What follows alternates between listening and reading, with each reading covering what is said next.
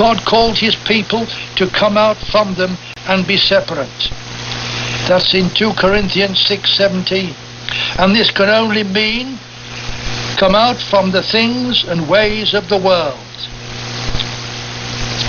The Lord has called his children. Listen to what Peter later wrote. But you are a chosen people, a royal priesthood, a holy nation, a people belonging to God, that you may declare the praises of him who called you out of darkness into his wonderful light. 1 Peter 2 verse 9. And listen to the question that the Apostle Paul asked. Since you died with Christ to the basic principles of this world, why, as though you still belong to it, do you submit to its rules? Colossians 2 verse 20. Peter should have given more thought about his return to fishing, whatever his reason, and not taken the others with him. Now second, the interest Jesus has in where his children are and what they are doing is found here. He appeared to the disciples on the lake. He knew they were there. He went to them. He didn't wait until they'd got over their desire for a taste of fishing. He provided for them at a time, in a way, and at a place they didn't expect. And you know, the Lord will do this for you. He'll come to you when you least expect him. He'll meet your need in every situation. His provision on this occasion was according to their need, not as they deserved. It taught them that in the matters of everyday life, they needed Jesus. And the incident is recorded in full detail to teach us as well. Jesus still turns sorrow into joy in our hour of deepest failure and depression. Learning from the disciples' experience will mean that we shall see him in the mists of life when we seem to have little to comfort us. And then third, the commitment that discipleship involves is seen here. Perhaps the most important, as this appearance of Jesus and his dialogue with Peter teaches us. Jesus is alive, written in among us in resurrection power. Now, as then, the disciple cannot sink into lethargy and ease. Now the passion and death of Christ was over. These disciples had work to do. Peter was jolted, and some of us need to be shaken into answering whether he really loved Jesus.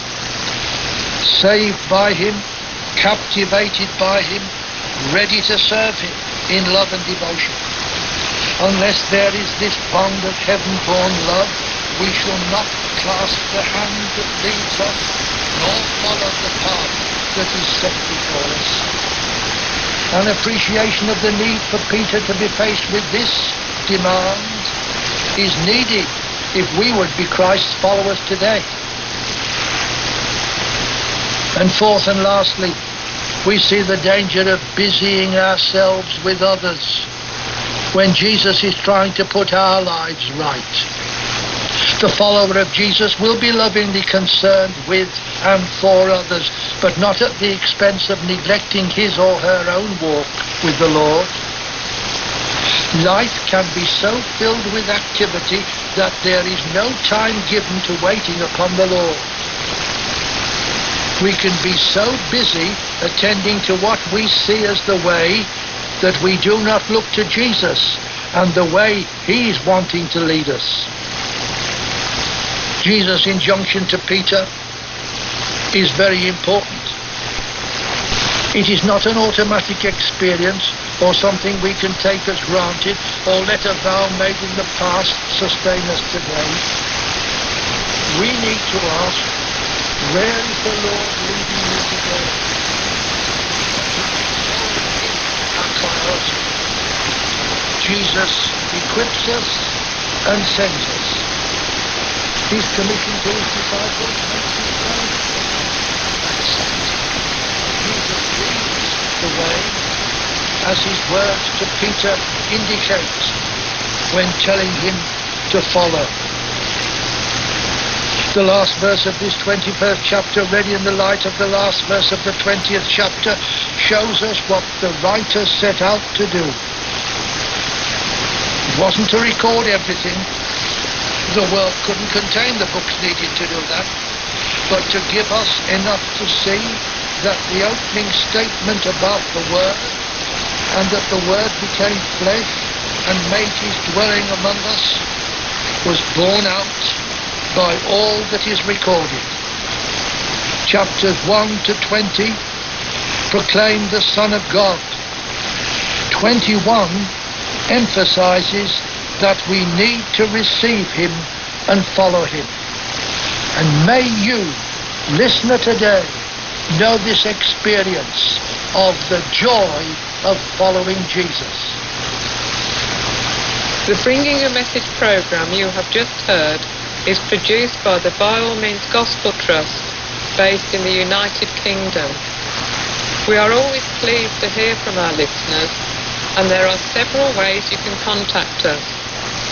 You can write to us at BAM Gospel Trust, P.O. Box 986, Bourne, B-O-U-R-N, Cambridge, CB23 2YX.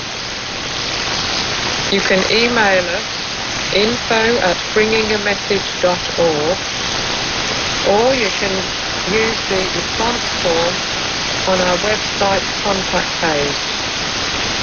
To hear this program again or to find out more about the Trust's work and publications, go to our website www.bringingamessage.org.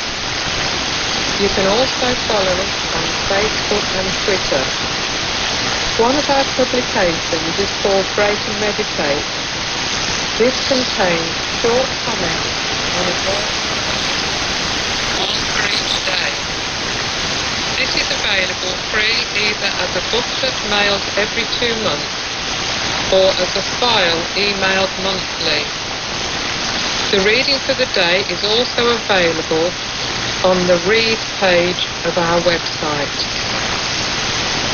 BAM also produce Bible study books and booklets.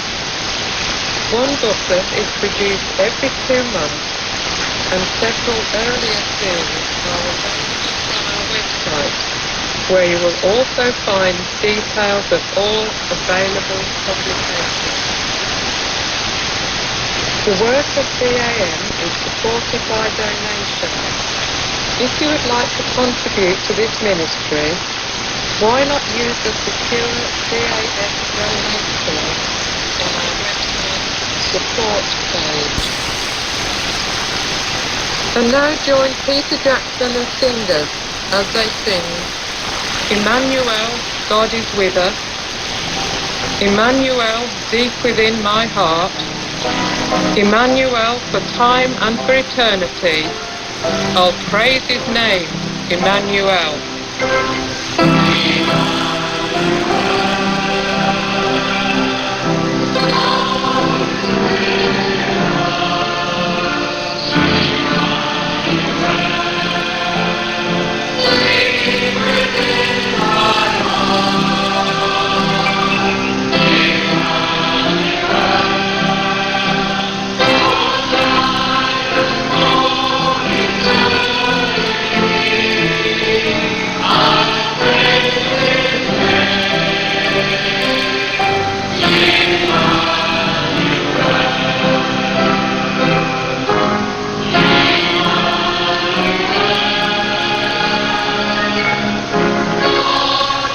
Thank you for joining us today. Listen at the same time next week. Until then, this is Ken Smith saying goodbye, and may God richly bless you.